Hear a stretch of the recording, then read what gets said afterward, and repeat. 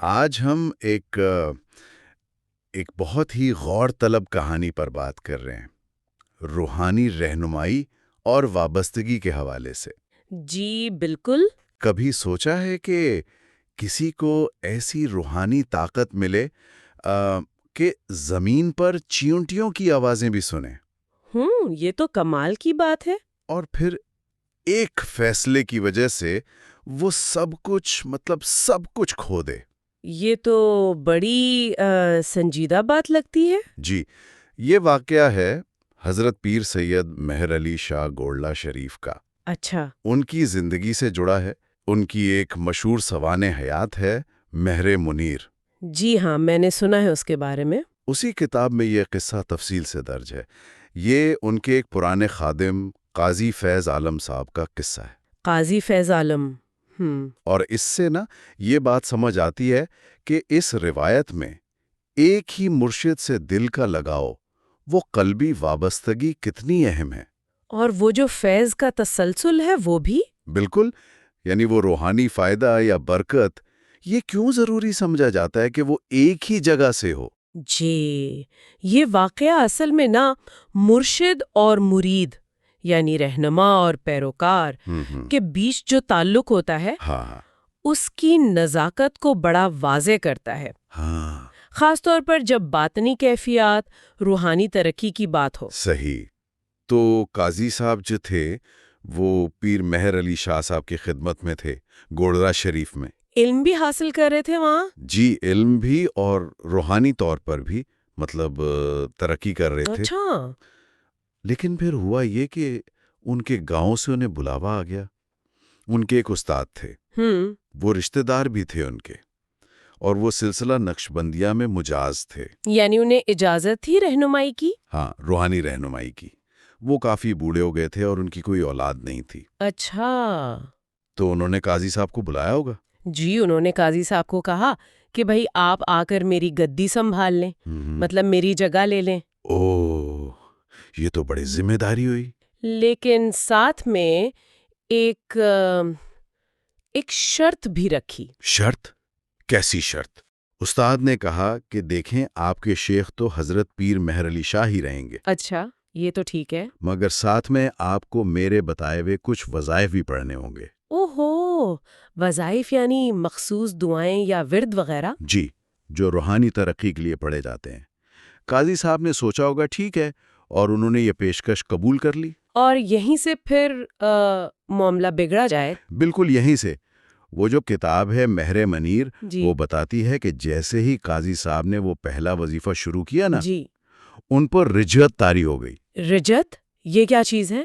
یہ سمجھے ایک قسم کا منفی روحانی رد عمل، الٹا اثر۔ اچھا، یعنی نقصان ہوا؟ بہت زیادہ۔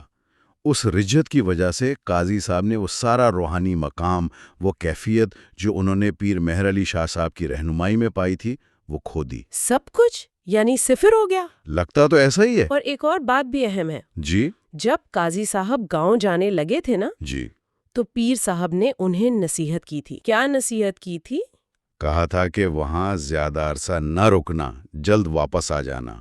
اوہ، لیکن وہ تو نہیں آئے جلدی۔ نہیں، وہ پورے 2 سال بعد لوٹے۔ 2 سال؟ اچھا خاصا وقت ہے۔ جی، اور جب وہ واپس آئے تو پیر صاحب سے جو بات چیت ہوئی وہ بڑی معنی خیز ہے۔ کیا بات ہوئی؟ حضرت نے ان سے پوچھا، قاضی صاحب، سنا ہے آپ کی طرف بارشیں خوب ہوئی ہیں اور بڑی بہار آئی ہے؟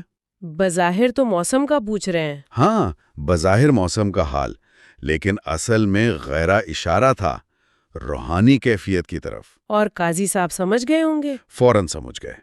انہوں نے جواب دیا، حضور، بہار تو آئی ہوگی مگر ہمارا چمن تو اجڑ گیا ہے۔ اللہ، یعنی خود اعتراف کر لیا انہوں نے؟ جی، اپنے روحانی نقصان کا۔ اور اس پر حضرت نے جو فرمایا وہ سننے والا ہے۔ کیا فرمایا حضرت نے؟ فرمایا، اب مشکل سے ہی ہرا ہوگا۔ اوہ، مطلب تلافی بہت مشکل ہے یا شاید ناممکن؟ جی، یہ جملہ اسی طرف اشارہ کرتا ہے۔ نقصان کی شدت بہت زیادہ تھی۔ اور وہ نقصان تھا کتنا؟ کچھ اندازہ ہے؟ مہر منیر میں لکھا ہے کہ قاضی صاحب بعد میں اکثر رو رو کر بتاتے تھے کہ انہیں پیر صاحب کی صحبت سے کیا ملا تھا۔ کیا بتاتے تھے؟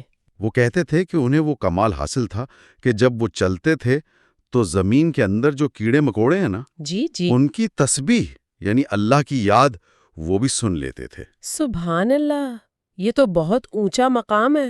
اور یہ بھی کہ ہر جاندار کے دل کے ارادے، ان کے خیالات، ان سے بھی آگاہی ہو جاتی تھی. یہ سب کچھ چلا گیا؟ سب کچھ اس ایک فیصلے کی وجہ سے. یہ واقعی حیران کن بات ہے کہ ایک انتخاب آپ کی باطنی دنیا کو کیسے بدل سکتا ہے. بالکل.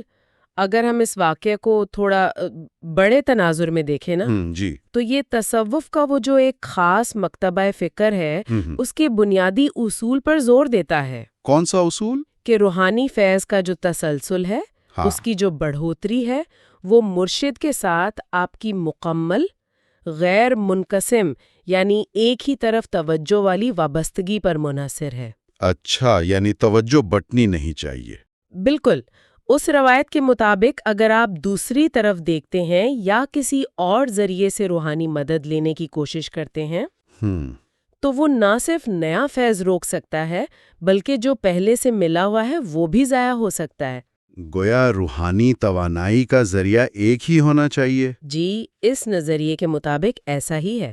تو اس ساری بات کا خلاصہ کیا نکلتا ہے؟ دیکھیں، یہ واقعہ جیسا مہر منیر میں بتایا گیا ہے، اس روایت کے نقطہ نظر سے یہی سبق دیتا ہے کہ اپنے مرشد کے ساتھ وہ جو دل کا رشتہ ہے، قلبی وابستگی، جی، اس کو قائم رکھنا اور روحانی رہنمائی کے لیے صرف ایک ہی در سے جڑے رہنا، یہ بہت ضروری ہے. صحیح. اور یہ سمجھنا بھی اہم ہے کہ یہ تصوف کے اندر ایک خاص نقطہ نظر ہے. ہاں، یہ تو ہے. یہ مرشد اور مرید کے تعلق کو بہت نازک اور ایک ہی مرکز والا بندھن سمجھتا ہے، جہاں کامیابی کے لیے وہ جو کامل یکسوئی ہے نا، ہاں، پوری توجہ، وہی سب سے اہم ہے. یہ بات ہمیں ایک اور سوال کی طرف بھی لاتی ہے نا؟ جی، کیا سوال؟ کہ کیا زندگی کے دوسرے شعبوں میں بھی ایسا ہی ہوتا ہے؟ مطلب علم حاصل کرنا ہو، کوئی ہنر سیکھنا ہو.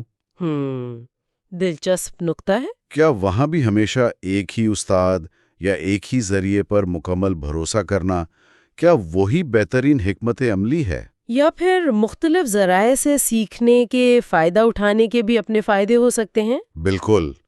یہ ایک ایسا سوال ہے جس پر ہمارے سننے والے خود بھی سوچ سکتے ہیں. جی ہاں، یہ غور طلب بات ہے.